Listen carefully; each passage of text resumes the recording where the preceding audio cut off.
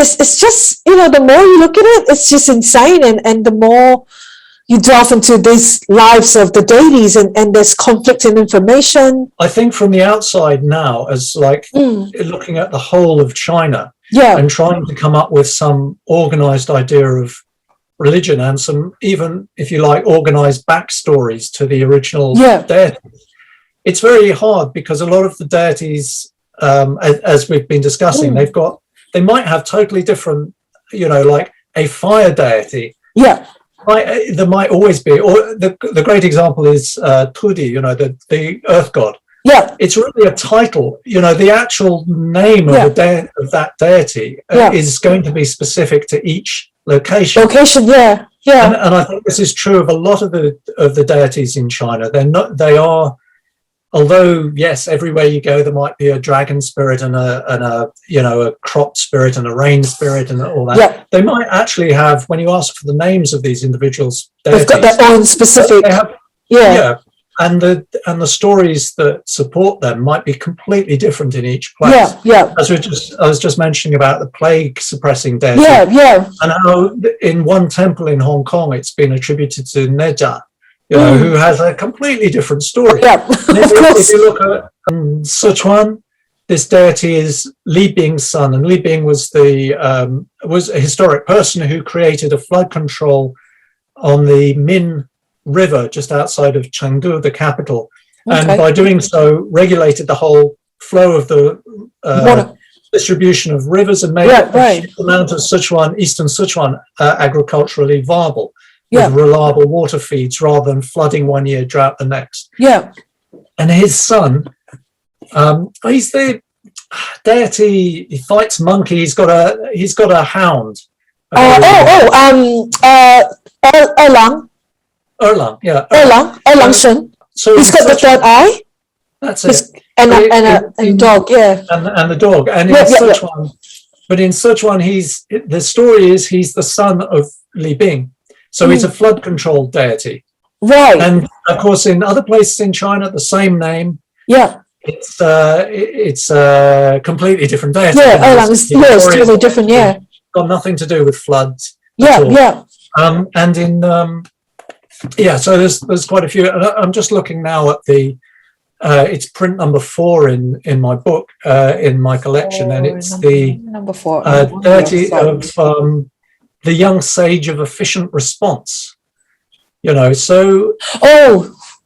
the print is actually totally obscure. There's no, I have no other information directly on this deity, but there's a print historian. I think I might be wrong here, but I think he's died now. But he wrote a lot of books in Chinese and also in English about woodblock prints in China. Wang Shuzhen. And he identifies this as a snake deity in charge of the Grand Canal. No way. And so, although I found no other evidence to support that, it is true that other water deities are often portrayed with this one deity in the middle surrounded by the sort of the rivers that he governs. So the spirits of the rivers. So it's quite. I actually think it's quite a feasible interpretation. I have no other information on this deity at all. So I've got, and I looked in Chinese and English online and in my various books. I can't find anything about him. Even in other copies of this print, as I've seen described in China, they really have no information about this deity. They just say, don't know. And so I defer to somebody who knew a lot more about them than I do, and also was from Beijing. So again, some of these prints, now there's later on in there's another deity, and I'm just trying to find him now. Because even his name is generic, like Xiao Shen, Zhi Shen. It's just exactly generic. And this is why the type of deities were often protective deities, the efficient response deities. But so this is print number 56. 56. And this deity is Hudu, is just worshipped in one area right up against the border with Inner Mongolia. and it's just literally from like there's I think 15 villages in this district, and that's the only place that this deity is found. But it's basically a dragon deity. It's a dragon type deity. It's a rain deity, and the information I got, which was from a European researcher who was there straight after the Second World War, I think in 1946. Yeah. Traveled around this area. Yeah. And the name, the character for Hu, usually means a foreigner from the West. So, they assume it's something to do possibly with a Mongolian who, maybe a Mongolian who came to town, who became famous, right, and was later deified as a water deity for some reason. So that's there's no information. Excuse me. If you look how he's dressed, like he's got a headgear that looks like a judge, or you know what I'm trying to say, like Bao Gong would probably wear a particular similar headgear, but then it's called Hu Dou or Hu Du Zhishen. And then his two aides, one of them looks like a demon of some sort. Yeah. Whose chest is bare. Yeah, and again, this is very similar to one of the rain demons in the collection, Fengbo, who sits on the tiger and turns the tiger's ears to create. Oh, for the wind. For the rain, in fact. Rain and wind, You'd assume for wind with the tiger, but apparently actually sits on and turns the right ear for rain and the left ear for hail, or something like that. Oh God, poor tiger! That's like telling the tiger. I know you wouldn't want to be doing that to a real tiger. But but the face on that deity is very similar. And although you've got to be careful with iconography, but the same studio produced these prints, so they might have used the same. A rain deity will use that face for the same in each case. So it's quite feasible that with that rain deity one there that is the case. So just getting back to Hu Du, you have you have the other demon. So on one side you've got this possibly a rain demon who's actually holding something in his hand, but you can't really see what it is. Unfortunately, I can't. But the other character who with again a pen has and a this skull. sort of demon-like, with a demonic that hair, but a scholar's dress, but he's holding this scroll, the pen and ink, the scroll of paper, scroll and ink, a pen, and was you think could that be Kuei-Xing or a similar character to Kuei-Xing, because he was this character Hu Du was known. Like in the backstory, he was a foreigner who wrote using a strange script. Yeah. So again, that's why this character is there. But he's almost been portrayed as a version of Kuei-Xing, this ugly demon with a pen in one hand. Yeah, like a scribe or some sort. But then like that about being with a foreigner comes into play, isn't it? Because if from the name as well.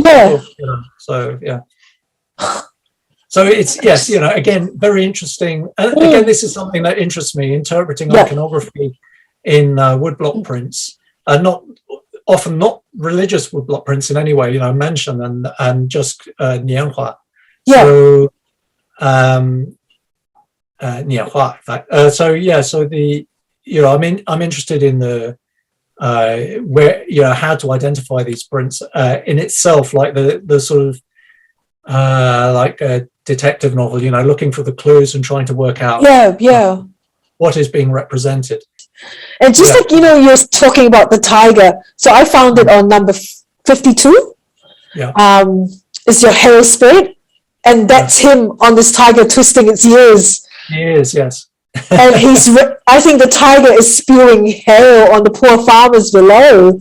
I think for the this is very similar to the previous one, number 43. So again, I think you have to be a little bit careful, because I think there can just be a sort of, it's a rain, wind, spirit. It's all for agriculture. So they've got a generic, a slightly generic print to show, a rain spirit on a dragon.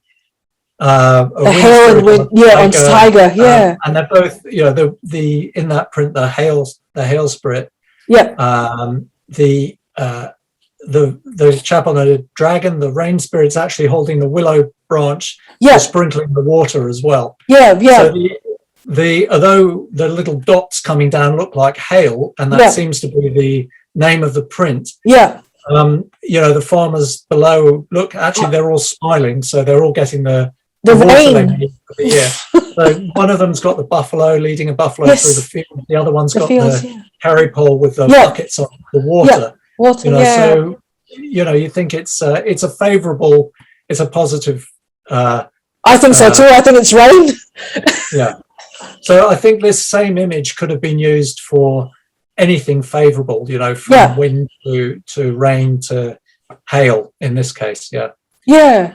It's just how you interpret the pictures. It's interesting that the demon on the tiger there is actually dressed in leaves and straw, rather like Fosi, you know, the ancestral farmer is depicted as well, you know, sitting dressed in leaves, or Shenlong. Or Shenlong. They're always depicted, you know, as sort of wild men dressed in sort of half demonic and dressed in leaves and straw. And like, you know, like in traditional Chinese rain gear, it's made out of leaves and like a piece attached together. And then he's it is, isn't it? And he's got horns that look like Shenlong, because Shenlong has got those horns and stuff, and obviously bare-chested as well. So you know, you could say the iconography there maybe is derived from agricultural, which is entirely, you know, agricultural spirits, which would be entirely appropriate for it is, of course, for rain and for, you know, rain, snow, hail. The proper things at the proper times. You know? Enough of it, not too much. I don't think hail's going to help them, but rain probably will. Possibly not. Well, you know.